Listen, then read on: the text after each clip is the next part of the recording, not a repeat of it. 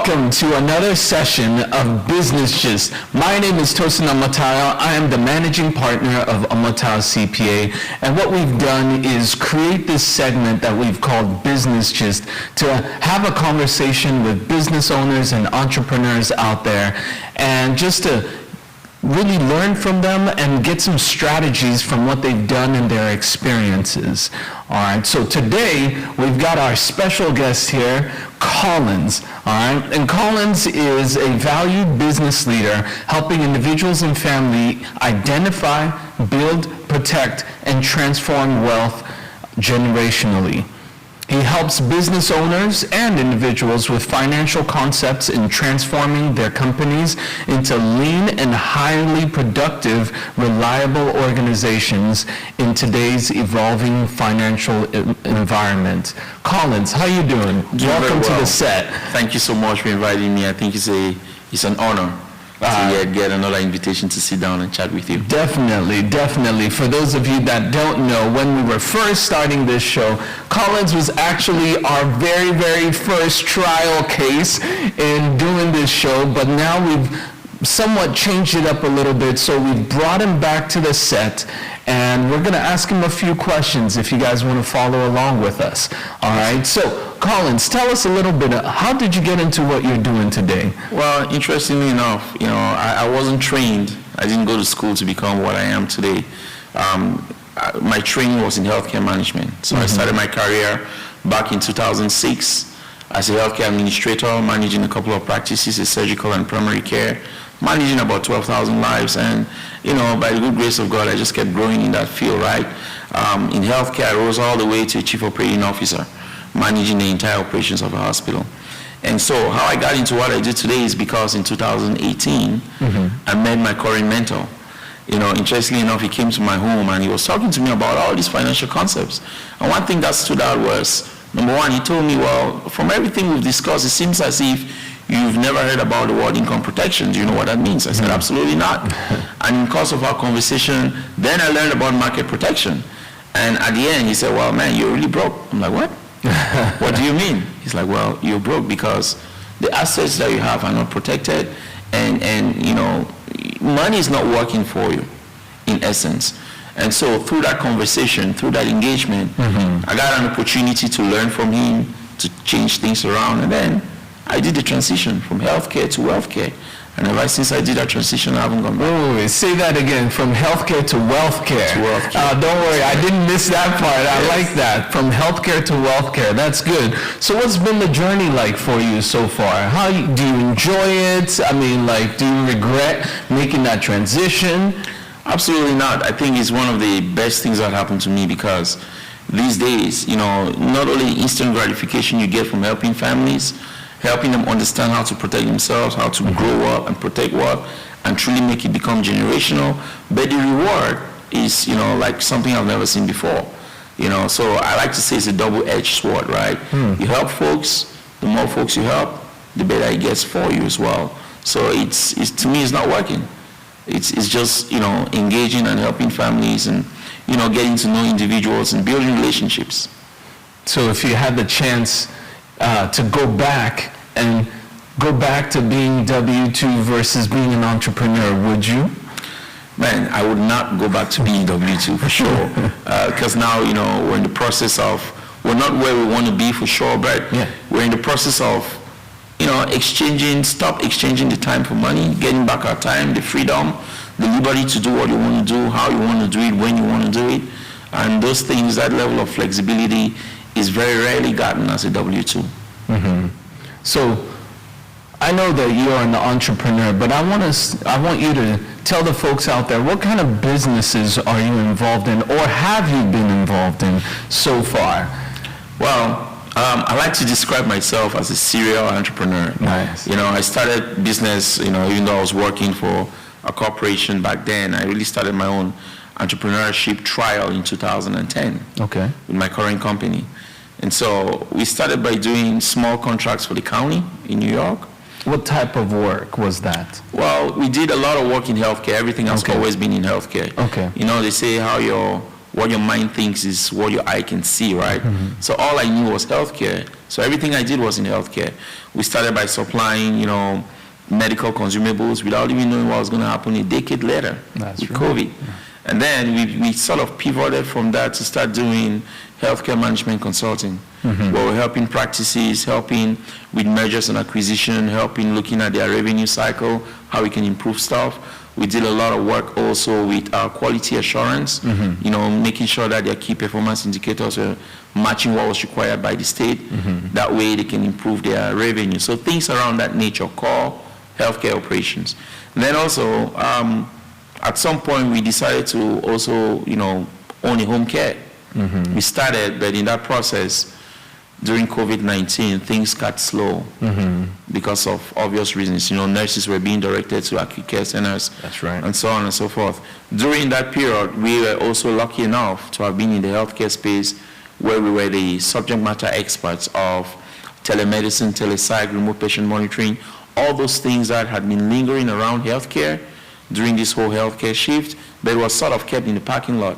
Now they needed folks to come in and help, practices and healthcare outfits to be able to connect remotely to their patients, and that's what we did. And also, we delved a little bit into trucking, logistics, for obvious reasons. Again, serial entrepreneur. We're going around America, Northeast, up and down, doing all these things. And one of a client of ours told us, hey, my sister-in-law has invested a lot of money in this business, and the reward is crazy. We looked at it, it made sense, we jumped in it as well. And then the final business, current one. The final business started 2018 when, we decided to say, really, even though we started in 2018, I would say we really truly started in 2020 when we said, let's really focus, right? Because you're doing all this peripheral stuff, you're seeing where the future is leading, what has more hopes, what has more impact. And so we decided to fold all of our resources into financial advisory. Yes. Financial management for your clients. Yes. Perfect. Now, in platforms like this, a lot of times we get the rosiness of being an entrepreneur and all that stuff. But, I hope you can keep it real with us and those of us that are watching. But really, tell us about one of your business failures that helped you create the grit that you use today. Wow. Well, the first thing, it's actually in the trucking business, right? I learned something. I learned in that business that you don't necessarily need to have all the answers to delve in it. What matters is your mindset. If you're a go-getter, if you're not scared of failing and picking up. It's what I did, because when we got into that business, our initial investment was, now in hindsight, would have been different because we didn't invest in the right equipment. We wanted to go cheap. And that ended up costing us hundreds of thousands of dollars. Yes. And at one point, as an entrepreneur, you need to have that stamina to say, well, it seems like things are going down, but you got to make the decision. Do you pivot? Take that leap of faith without necessarily knowing what you're going to get out there. But, you do it based on the information you have, based on the analysis that is available at that time. And if long run is not the best decision, well, you try it. Yeah. So with that same mentality, I've brought that into financial services. There are times we outreach to different companies, business owners like yourself. We may not know what they're going through. The question is whether or not they are able to engage with us for a few minutes.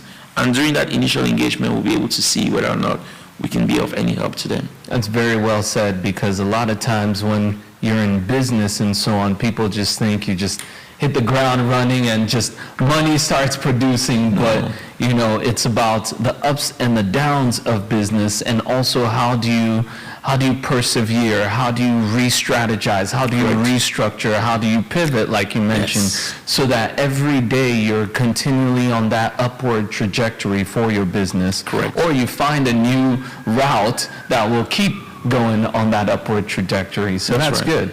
That's good. So how do you find most of your clients today? Most of my clients are referrals, right? And that's the beauty. We don't really have to spend money with advertisement. We come to you, we talk to you as an individual, you find the value in what we do, you get it. We always know that you're going to let one or two people know. How about we also give you an opportunity to make a little bit, right? I like to call it an honorary gift. if you choose to, right? You refer us to your brother, your sister, a colleague, you have something in it. Now, if you choose to join us in business, because what we do today, the need is so much, it's larger than the supply. We're just a handful of us. And even if we decide to concentrate just on our people, right? I'm talking about diaspora and Africans. There's over 41 million of them. The services that we offer, not even 1 million folks have heard about it or have it yet. So the need is there, and as a result, that natural referral is sort of our designated pipeline to get to our clients. Good, good. What kind of services do you offer currently? So we offer services both for businesses and individuals. Okay, tell us more. And our services span the financial services industry. You know, while a lot of folks in the community, in the middle class community, they know what money is, very few people have really taken the time to know how it works. And more importantly, how to make it work for themselves and their families, depending on their unique family needs. So our job is to come in and provide that additional education, which, by the way, is not done in schools, right? Yeah. It's been conveniently left out of every curriculum. Our job is to see how we can, not only provide the information, but take our guests through a financial discovery process. Okay. Where they're looking at different kinds of portfolio, how it works, vis-a-vis money rules. And then in that process, they can make that decision, whether or not it's for them. And if it is for them, how they can make it work for them based on their unique family needs. What's that process when you go and you meet with a new family? What's that process of the education, or at least the fact-finding part? So we usually start by, and it depends, right? Because individuals, at times, the way they approach it is differently based on the conversation and engagement from the get-go. But usually speaking, we'll go through, an overarching kind of presentation that just educates them about the various financial tools that are out there. Some of them may have heard about it, but they don't know how it works. Some have it, they own it, they've never looked at it to even understand how it works. So we go through that process initially. And then at the tail end, they will have already discovered a couple of the value propositions. Then we do a very detailed financial needs analysis. It's almost like you're going to go see your PCP once a year to do your health primary care provider. Exactly, your primary care provider. Thank you. So we do, a comprehensive financial needs analysis where we're asking our folks certain key financial, indication type questions that is going to lead us to where there may be gaps. Now, if we see a gap that is mutually agreed on, then our job is to help them fill that gap. And a lot of times that gap is going to be when it comes to income and market protection. Correct. Right. But then, the stock market is volatile. The economy is up, it's down. People are talking about there's recession. Housing market is in a slump in some areas. The prices are going down. It's really hard to make an investment nowadays. So how is what you do going to help us protect ourselves from these market and economic forces? A lot of our clients, they work so hard to earn what they're making, right? But what we've seen in the community is that a lot of folks, they have no clue about diversification. Diversifying your financial makeup, your financial portfolio. So yeah, prices are going up as a result of inflation, but what's the impact on your ability to create wealth and keep wealth? It's being depreciated if you don't have, within that financial makeup, buckets that are actually growing as prices are going up. So, one of our premises is pure diversification, but not just any type of diversification. We have to be very strategic. Diversification with index portfolios, right? Because with index portfolios, they have the advantage of, enjoying all the market upswings, but when the market is falling, they lock in where they are. It acts almost like a hedge fund against any market losses. That's number one. Number two is, ensuring that in the portfolios that they have, they're actually growing at least at the rate of inflation. And if not, well, what can we do? If some of those portfolios are not protected, how about we roll some of them over into other portfolios that can give you some level of protection, right? And it varies case by case, but the financial needs analysis usually paints the picture for us, and then we work with the client to figure out, well, what if we shift from this bucket to that bucket? You're not losing anything. When the market picks up, you're going to earn those earnings. But when the market is in dip, you can preserve.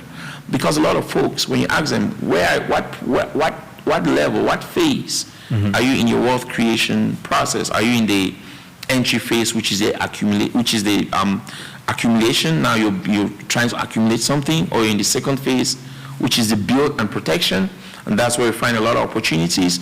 Or you're getting to that third phase, where now the money has to start not just work for you, but give you income, distribution. And a lot of, some clients will tell us, well, you got to ask my financial advisors, you got to ask my CPA. And we tend to work, we have a symbiotic relationship with individuals like yourself, so where we can come in and discuss better options for the clients. Can you give us some examples of maybe one or two strategies you use for each person inside those three phases of life, right?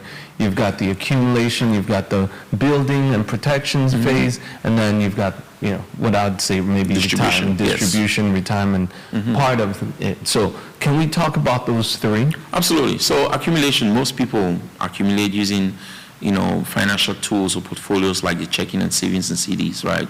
But while you're using those tools, what level of flexibility, what level of protection do you have? And then as you accumulate the money, how long does it need to be there? How quickly can we transition it from those tools using things like, index annuities, using things like universal life insurance to actually keep the money in a tool now that is growing, especially when the market is taking the upswings, but when the market is falling, you're locked in where you are. That is protection right there. And so we even see, clients who have a lot of money in things like 401ks and IRAs, and we roll them over, right? Qualified accounts. We roll them over so they can start keeping some of those gains. Of course, because it's indexes, it has a ceiling and it has a floor. Yeah, of course, when the market is going up, you're capped. But when the market is falling, you're locked in where you are. So it depends now on, what is your appetite? How fast do you want to grow, and how conservative do you want to be in that process? Because we also have clients that will tell us, well, I know the market is down now, but I'll leave it there because it's going to go up. It doesn't matter if it's 10 years now.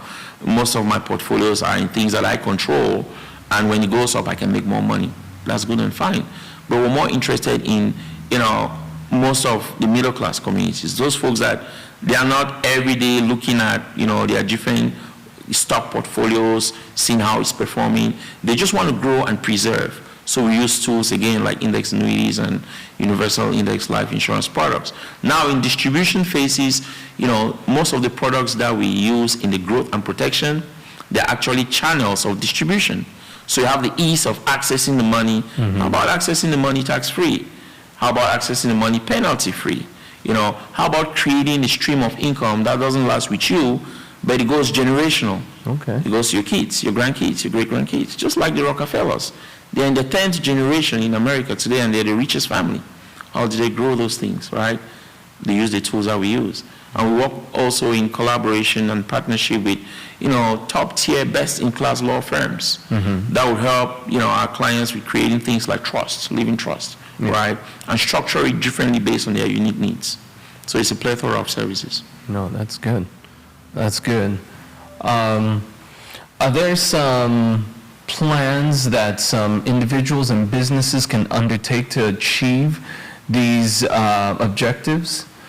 I think the very first one, which I think is in need, is getting index portfolios, especially when you think about, income protection. Now, why do I say that? I'm a little biased because I'm from the healthcare side of things, and in my tenure in healthcare, I've seen folks as young as, like my daughter, when she was born, she was preemie. We had to spend 4 months in the NICU, neonatal ICU. Wasn't a pleasant experience. Yeah. I've seen kids, who are 9-year-old, 10-year-old, early teens, 12, 13, 14, being sick with some conditions that, we don't want to think about. Now, while there are institutions like the institution that takes care of kids that are unable to, whose parents are unable to afford care for them because they're sick. Being sick is not really a matter of if, it's a matter of when, regardless of the age. Yeah. And if we understand how the economy works, we understand the other side when you're sick and you're unable to work. yet you still have to pay your mortgage or your rent Yeah. to keep a roof over your head. Yet you still got to put food on the table. You got to pay for electricity, pay for water, buy baby diapers, all those things. Then you start wondering, well, how are you going to be able to afford that if you're not working? Income protection is a key. It's a need. It's not a want. Because I think our experience has shown us being sick again is a matter of when and not a matter of if. Yeah. And so if an individual should get sick, or when an individual gets sick, our main goal is to make sure we can protect their income so their lifestyle doesn't change. Then also, I'd say for individuals that are, have been working for a while, they have 401ks and IRAs and those things, they should really think of rolling them over. Try to protect what you already have. Now, it's going to vary case by case whether or not, the individual is already vested or they're still in that vesting process. Now, for businesses, it's even more important.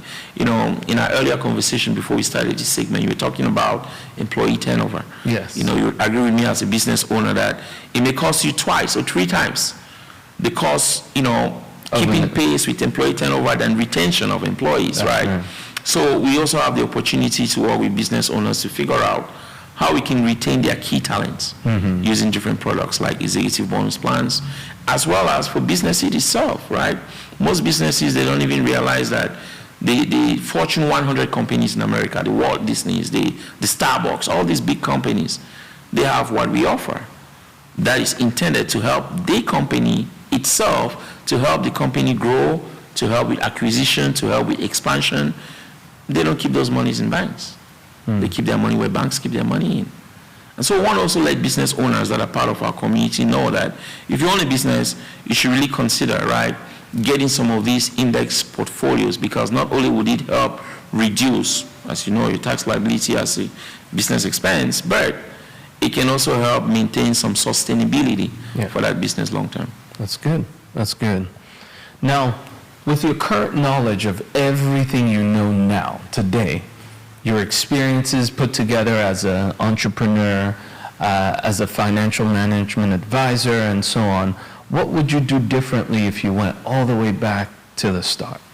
Man, if I went all the way back to the start with the knowledge I have, I don't think I would have even ventured in healthcare. I would have stayed in this space because the need is humongous.